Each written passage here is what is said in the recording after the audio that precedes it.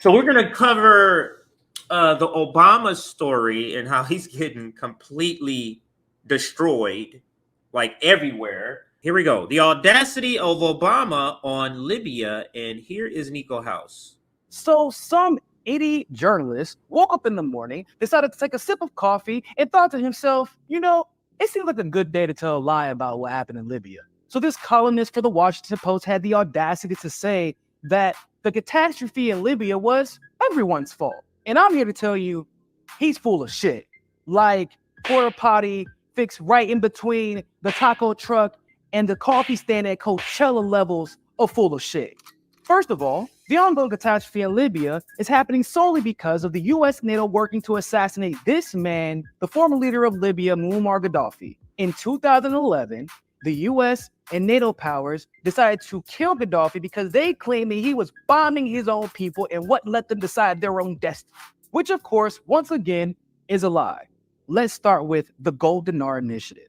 In 2009, Gaddafi met with the African Union, which he was currently president of, and proposed a plan where they used gold and oil-backed currency so that they would not have to purchase oil from America in any capacity going forward. Had Gaddafi not been assassinated, this would have likely come into fruition because he was extremely popular across the African continent. And he was beloved by Libyans and Africans everywhere because he instituted popular policies like free water, almost totally free gasoline, and even free healthcare and education. In addition to all of those popular policies, he also virtually eliminated jihadism in Libya.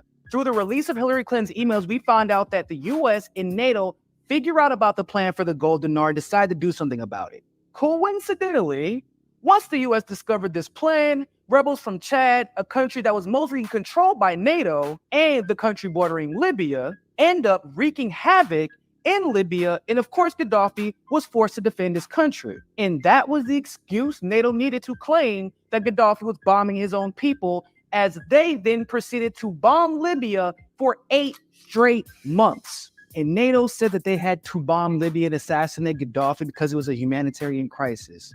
But what actually happened is jihadism ran rampant after Gaddafi died, and open market slavery was brought back to Libya.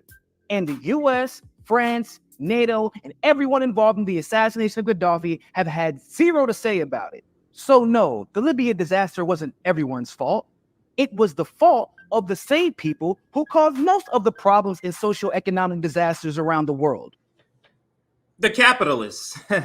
Shout out Nico House for that video. So he some summed it up journalist. and makes it easy for me in this segment. So here's the tweet that everybody's talking about, and here's the tweet from Obama, this jackass right here. Let's read it. If you're looking to help people impacted by the floods in Libya, check out these organizations providing relief. What organization is that? Can you see that? Can y'all see that there? That's the Obama Foundation.